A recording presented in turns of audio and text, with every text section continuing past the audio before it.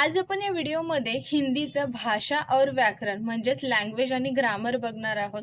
तर याच्यामध्ये आपण पूर्ण डिटेलमध्ये बघणार आहोत की भाषा कशाला म्हणतात किंवा भाषेचे किती प्रकार आहेत, भाषेचे कसे वाक्य तयार केले जातात, व्याकरण म्हणजे काय असतं, लिपी काय असते, हे सर्व आज आपण या व्हिडिओमध्ये बघणार आहोत। आता इथे आपल्याला दोन पिक्चर दिसतात, तर त्याच्यामध्ये पहिल्यात काय सांगितलेलं आहे की कहाणी की पुस्तक पढ़ता बालक, म्हणजे एक मुलगा आहे जो गोष्टीचं पुस्तक वाचत आहे आणि आपस में बात करती दो लड़कियां, म्हणजे दोन मुली एकमेकींशी बोलत आहेत। आता भाषा म्हणजे काय? भाषा वह माध्यम या साधन है जिसके द्वारा हम अपने मन के विचारों एवं भावों का आदान प्रदान करते हैं। म्हणजे भाषा हे एक माध्यम आहे, म्हणजे तर माध्यम म्हणजेच काय तर साधन आहे की ज्याच्याद्वारे आपण आपल्या मनातले विचार दुसऱ्यांच्या सोबत दुसऱ्यांकडे पोहोचवतो किंवा त्यांचं जे म्हणणं आहे, त्यांचा जे विचार आहे ते आपण ऐकून घेतो आणि समजतो।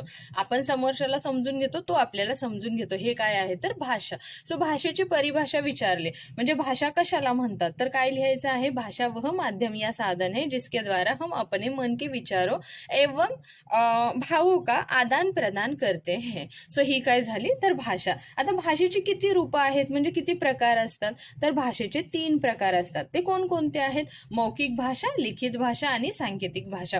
जर एक्झामला असं विचारलं की भाषेचे 3 प्रकार कोणते आहेत, तर काय लिहिणार आहात? मौखिक भाषा, लिखित भाषा आणि सांकेतिक भाषा। मौखिक म्हणजे बोलतो ती भाषा, लिखित म्हणजे जे लिहितो ती भाषा आणि सांकेतिक म्हणजे जे इशारे करून किंवा हावभाव करून सांगितली जाते ती भाषा। सो आता डिटेलमध्ये बघूया। मौखिक भाषा, भाषा का वह रूप जिसे बोला और सुना जा सकता है उसे मौखिक भाषा कहते हैं। म्हणजे ही अशी भाषा असते की समोरचा व्यक्ती बोलतो आणि आपण ऐकतो किंवा आपण बोलतो आणि समोरचा व्यक्ती ती समजून घेतो। सो ही काय झाली? मौखिक भाषा। फॉर एक्झाम्पल काय येणार आहे? नेताजी भाषण दे रहे हैं, आता नेताजी समोर भाषण देतात आणि बाकीचे सगळे ऐकतात। सो ही काय झाली? मौखिक भाषा झाली। सेकंड आहे दादाजी कहाणी सुनाते हैं, आता इथे दादाजी दाखवलेले आहेत, दोन मुलं ऐकतात। सो ही काय झाली? मौखिक भाषा, म्हणजे हे गोष्ट सांगतात, मुलं ऐकतात। तर हे काय कशाचं रूप आहे तर मौखिक भाषेचं रूप आहे किंवा मौखिक भाषेचा प्रकार आहे। आता सेकंड आहे लिखित भाषा। आता इथे एक मुलगी आहे जी काहीतरी लिहिताना दिसत आहे। भाषा का वह रूप जिसे पढ़ा और लिखा जा सकता है उसे लिखित भाषा कहते हैं। म्हणजे भाषेचं ही रूप जे काय केलं जातं, एखादा लिहितो आणि दुसरा वाचून त्याला समजून घेतो। सो हे काय झालं? लिखित भाषा झालं। आता फॉर एक्झाम्पल जैसे नेहा निबंध लिखती है, नेहाने निबंध लिहिला आणि सरांना दिला। सो सर काय करणार? ते वाचून समजणार आहेत की अच्छा हिने काय काय या निबंधामध्ये लिहिलेलं आहे। जसं की पत्रलेखन झालं किंवा फळ्यावरती आपण काही लिहिलं झालं, हे काय होणार आहेत? लिखित भाषेचे उदाहरणं आहेत। मानव पुस्तक पढ़ता है, आता पुस्तक कोणी लिहिले? जो कोणी रायटर असणार आहे त्याने पुस्तक लिहिलेलं आहे आणि मानव काय करतोय तर ते वाचून समजून घेतोय। सो हे काय झालं तर लिखित भाषेचं उदाहरण झालं। आता लिखित भाषा म्हणजे काय? अगर ऐसे पूछते हैं कि लिखित भाषा किसे कहते हैं तो आंसर क्या आएगा? भाषा का वह रूप जिसे पढ़ा और लिखा जा सकता है उसे लिखित भाषा कहते हैं। अशा प्रकारे तुम्हाला लिखित भाषेचं उत्तर द्यायचं आहे। त्यानंतर आहे थर्ड नंबर सांकेतिक भाषा। आता सांकेतिक भाषा म्हणजेच काय? जे हावभाव करून सांगितली जाते। आता इथे एक छोटा मुलगा दाखवलेला आहे आणि इथे त्याची आई आहे, तर ती आई त्याला इकडे बोलवत आहे, म्हणजे आवाज नाही देते बट इशारा करून बोलवत आहे। तर ह्याच्यात काय येणार आहे? कुत्ते को इसके अंतर्गत संकेतों के माध्यम से विचारों को व्यक्त किया जाता है। संकेत करणं म्हणजेच काय तर इशारा करणं, हावभाव करून ते आपल्याला काय म्हणायचं आहे ते म्हणणं आपण पटवून देतो। सो ती काय झाली? आपली सांकेतिक भाषा झाली। कुत्ते को डंडा लेकर भगाता बालक, म्हणजे एक मुलगा आहे जो कुत्र्याला म्हणजे दांडी किंवा काठी घेऊन पळवतो आहे। सो त्या कुत्र्याला असं सांगून समजणार आहे का की तू जर नाही गेलास तर मी तुला मारेल? सो त्याला ती भाषा नाही समजत, तर त्याला कशाची इशाऱ्याची भाषा समजणार आहे। सो तो काय म्हणजे जे काही काठी आहे तो घेऊन जर मुलगा त्याच्या मागे लागला तर कुत्रा आपोआप समजून जाणार आहे की मी जर इथून नाही गेलो तर हा मुलगा मला मारेल। सो ही काय झाली? सांकेतिक भाषा झाली। सेकंड आहे नेहा को बुलाती उसकी माँ, म्हणजे ही जी छोटी मुलगी आहे हिला हिची आई इकडे बोलवत आहे। सो ही कशावरून बोलवत आहे? हाताच्या इशाऱ्यावरून बोलवत आहे। अशा प्रकारे तुम्हाला सांकेतिक भाषेची उदाहरणं ओळखायची आहेत। आतापर्यंत आपण किती भाषा शिकल्या? तर 3। पहिली आहे मौखिक, दुसरी आहे लिखित आणि तिसरी आहे सांकेतिक भाषा. म्हणजे भाषेचे किती प्रकार आहेत तर 3 प्रकार आहेत. त्यानंतर आहे राष्ट्रभाषा. आता राष्ट्रभाषा कशाला म्हणतात? हिंदी हमारे देश की राष्ट्रभाषा है क्योंकि यह हमारे देश के अधिकांश भाग में बोली और लिखी जा सकती है. तर आपल्या राष्ट्राची भाषा किंवा आपल्या राष्ट्राचे आपल्या देशाचे व्यवहार कोणत्या भाषेत चालतात तर हिंदीमध्ये. का? कारण ती खूप जास्त भागांमध्ये बोलली जाते आणि लिहिली जाते, म्हणून तिला राष्ट्रभाषा घोषित केलेलं आहे. आता राजभाषा. राज्य म्हणजे काय तर आपण ज्या राज्यात राहतो. आता आपण कोणत्या राज्यात राहतो तर महाराष्ट्र. सो महाराष्ट्राची राज्यभाषा कोणती आहे तर मराठी आहे. तर वह भाषा जो देश के कार्यालयों में कामकाज के लिए प्रयोग की जाती है वो राजभाषा कहलाती है. तो आपला जो कारभार आहे हा कोणत्या भाषेमध्ये चालतो तर मराठीमध्ये. मग केरळला त्यांच्या भाषेमध्ये चालत असेल, कर्नाटकला त्यांच्या भाषेमध्ये चालतो. तर ही काय झाली प्रत्येक राज्याची राज्यभाषा होते. राष्ट्रभाषा म्हणजे देशाची भाषा आणि राज्यभाषा म्हणजे ज्या राज्यात आपण राहतो तिथली ती राज्यभाषा. त्यानंतर आहे मातृभाषा. आता मातृभाषा म्हणजे काय? जिसे भाषा को बच्चा अपने माता पिता और परिवार के लोगों से सीखता है उसे मातृभाषा कहते हैं. म्हणजेच काय? जो फक्त जी भाषा आपण आपल्या आई वडील किंवा आपल्या घरातल्या लोकांकडून शिकतो तर ती काय होणार आहे आपली मातृभाषा म्हणजे मदर टंग होणार आहे. आता संसार की भाषा. संसार में अनेक भाषाएं बोली जाती है उनमें हिंदी, अंग्रेजी, संस्कृत, उर्दू, जर्मन, चीनी, रूसी, फ्रेंच, जापानी आदि प्रमुख है. संसार म्हणजे संसार यानी पूर्ण विश्व. या पूर्ण जगामध्ये कोणकोणत्या भाषा आहेत तर खूप साऱ्या भाषा आहेत, ज्याच्यात हिंदी आहे, इंग्रजी आहे, संस्कृत, उर्दू, जर्मन, लिपी म्हणजे ह्या सगळ्या भाषा आपल्या पूर्ण वर्ल्डमध्ये बोलल्या जातात. भारतीय भाषाएं. आता भारतामध्ये कोणकोणत्या भाषा आहेत? भारत में हिंदी के अतिरिक्त भी अलग अलग राज्यों में अनेक भाषाएं बोली और लिखी जा सकती है. म्हणजे भारतामध्ये फक्त हिंदीच बोललं जातं का तर नाही, हिंदीच्या व्यतिरिक्त पण अजून खूप साऱ्या ज्या भाषा आहेत त्या बोलल्या जातात. आता कोणत्या कोणत्या आहेत तर भाषा आहेत आणि राज्य आहेत.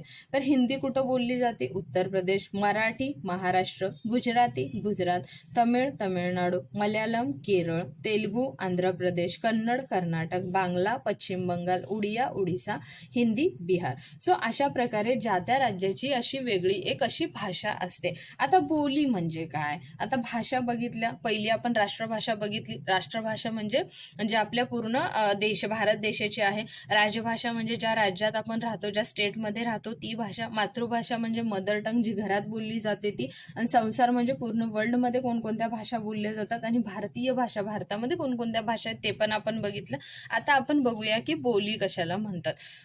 किसी सीमित क्षेत्र में बोलचाल की भाषा बोली घेती है. म्हणजे एका लिमिटेड ह्याच्यामध्ये म्हणजे लिमिटेड एरिया म्हणा, लिमिटेड गाव म्हणा, तालुका म्हणा, जिल्हा म्हणा, अशा लेवलला जी भाषा बोलली जाते तर ती काय असते तर बोली भाषा असते. फॉर एक्झाम्पल ब्रज, अवधी, मैथिली, भोजपुरी आदी. जसे की आपल्याकडे कोकणी आहे किंवा मालवणी आहे, घाटी आहे. सो प्रत्येक भागाची भाषा ही काय होते तर वेगळी. सो ती काय होते तर बोली भाषा ठरते.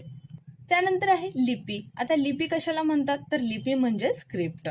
प्रत्येक भाषा की ध्वनियों को लिखने के लिए कुछ निश्चित चिन्ह होते हैं, इन चिन्हों को लिपी कहते हैं. म्हणजे काही भाषा लिहिण्यासाठी एक वेगळं असं सिम्बॉल असतं किंवा वेगळं असं त्याचं हे असतं. सो ते काय ठरतं तर त्याला काय म्हणतात तर लिपी म्हणतात. आता लिपी कशा प्रकारे असते ते बघूया. आता लिपी म्हणजे काय तर भाषा लिखने के ढंग या तरीके को लिपी कहते हैं. म्हणजे आपण ज्या पद्धतीने त्या भाषेला लिहितो ते ढंग किंवा तरीका किंवा त्याची जी मेथड आहे त्याला काय म्हणतात तर लिपी.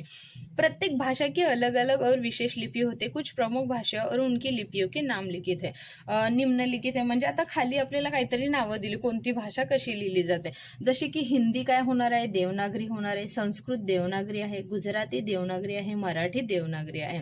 तर ह्या भाषेची लिपी कोणती आहे तर देवनागरी आहे. आणि पंजाबीची गुरुमुखी येणार आहे, अंग्रेजी, रोमन, उर्दू, फारसी, काश्मीरी, देवनागरी. सो ही काय झाली तर आपल्या लिपी. कशी कोणती भाषा कोणत्या लिपीमध्ये लिहिली जाते. जर तुम्हाला असा एक्झामला क्वेश्चन आला की हिंदी भाषेची लिपी कोणती आहे तर देवनागरी येणार आहे, मराठीची देवनागरी, पंजाबीची गुरुमुखी येणार आहे. सो अशा प्रकारे तुम्हाला आन्सर्स द्यायचे आहे. त्यानंतर आता बघूया की ग्रामर. ग्रामर म्हणजेच काय तर त्याला हिंदीमध्ये म्हणतात व्याकरण. व्याकरण व्याकरण से हमें भाषा के शुद्ध रूप का ज्ञान होता है. म्हणजे व्याकरण ग्रामरवरनच आपण शुद्ध भाषा लिहू शकतो. आता ती कशी खाली बघूया. नीचे दिए गए उदाहरणों पर ध्यान दीजिए. घोडा दौड़ रही है. आता हे बरोबर आहे का? तर नाही. तर हे काय येणार आहे? आता इथे आपल्याला 3 सेंटेन्सेस दिलेले आहेत, त्याला आपल्याला नीट करून पण म्हणजे शुद्ध करून म्हणजे त्याच्यामध्ये जे काही मिस्टेक्स होत्या त्या कवर करून लिहिलेल्या आहेत. पहले उदाहरण में लिंग संबंधी अशुद्ध है. इसका शुद्ध रूप क्या होगा? घोडा दौड़ रहा है. रही है काय येणार आहे? मुलगी किंवा घोडी असेल तर दौड़ रही है आणि घोडा असेल तर काय येणार आहे? दौड़ रहा है. सेकंड आहे लड़कियां खेल रही है. तो इथं काय येणार आहे? इसका शुद्ध रूप होगा लड़कियां खेल रही है आणि इथं काय आहे? लड़कियां खेल रही है. तो यहाँ पे आएगा हाँ, है में थोड़ा सा मिस्टेक है. तीसरे वाक्य में शब्दों का क्रम सही नहीं है. जाते हैं हम अपने घर म्हणजे हे कसं आहे? मागे पुढे दिलेलं आहे. सो ह्याचा क्रम जो आहे, ह्याची जे लाईन आहे, लाईन वाईज हे शब्द लावायचे आहेत. तर ह्याचं शुद्ध रूप काय होणार आहे? हम अपने घर जाते हैं. अशा प्रकारे तुम्हाला ग्रामरमध्ये म्हणजे वाक्यामध्ये जर काही त्रुटी असतील, काही प्रॉब्लेम्स असतील तर तुम्ही ग्रामरद्वारे ते शुद्ध करू शकता. आता ग्रामर कशाला म्हणतात?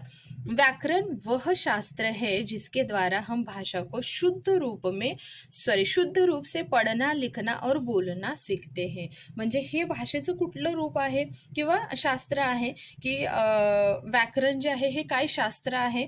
तर आपण भाषेला योग्य किंवा शुद्ध रूपात पढ़ना यांनी वाचू शकतो, लिहू शकतो आणि बोलू शकतो. सो हे काय झालं आपलं व्याकरण. आता व्याकरणचे किती अंग असतात किंवा किती प्रकारचे व्याकरण असतात? तर व्याकरण के निम्नलिखित 3 अंग होते हैं. ते कोणते कोणते आहेत? वर्णविचार, शब्दविचार आणि वाक्यविचार. आता पहिला बघूया वर्णविचार म्हणजे काय? इससे हम वर्णों के उच्चारण, भेद तथा उनके पढ़ने लिखने का ढंग का अध्ययन करते हैं. म्हणजे ह्याच्यावरनं आपण वर्ण जे दिलेले आहेत, आता हे आपण नंतर बघणार आहोत की वर्ण किती आहेत नेक्स्ट लेसनमध्ये. त्याचं उच्चारण म्हणजे बोलण्याची पद्धत आहे. भेद म्हणजे त्याचे काय प्रकार आहेत. पढ़ने लिखने का ढंग म्हणजे त्याला कसं वाचलं जातं, कसं लिहिलं जातं, ह्याचे एक मेथड असते किंवा एक रीत असते. त्यानंतर शब्द विचार, इनमें शब्दों की रचना, भेद, प्रकार एवं शुद्धता का अध्ययन करते. आता शब्दामध्ये काय असतं? त्याची रचना म्हणजे त्याची कशी रचना केली आहे, त्याचे काय प्रकार आहेत, तर हे काय आहे? त्याची जी शुद्धता आहे हे सगळं शब्दविचारामध्ये बघितलं जातं. त्यानंतर आहे वाक्यविचार. आता वाक्यविचारचं येणार आहे इसमें वाक्य की रचना, प्रकार, वाक्य प्रयोग, शुद्धता तथा विराम चिन्ह आदि का अध्ययन करते आहे. तर त्याच्यामध्ये काय करतात? वाक्याची जी रचना आहे, जो प्रकार आहे, वाक्यात प्रयोग करायचा आहे, त्याच्यामध्ये काय शुद्धी अशुद्धी आहे किंवा विराम चिन्ह आहेत, हे सगळ्या गोष्टींचं म्हणजे अध्ययन करणं म्हणजे शिकलं जातं आपण. सो हे काय होते? 3 व्याकरणाची अंग म्हणजेच व्याकरणाचे प्रकार.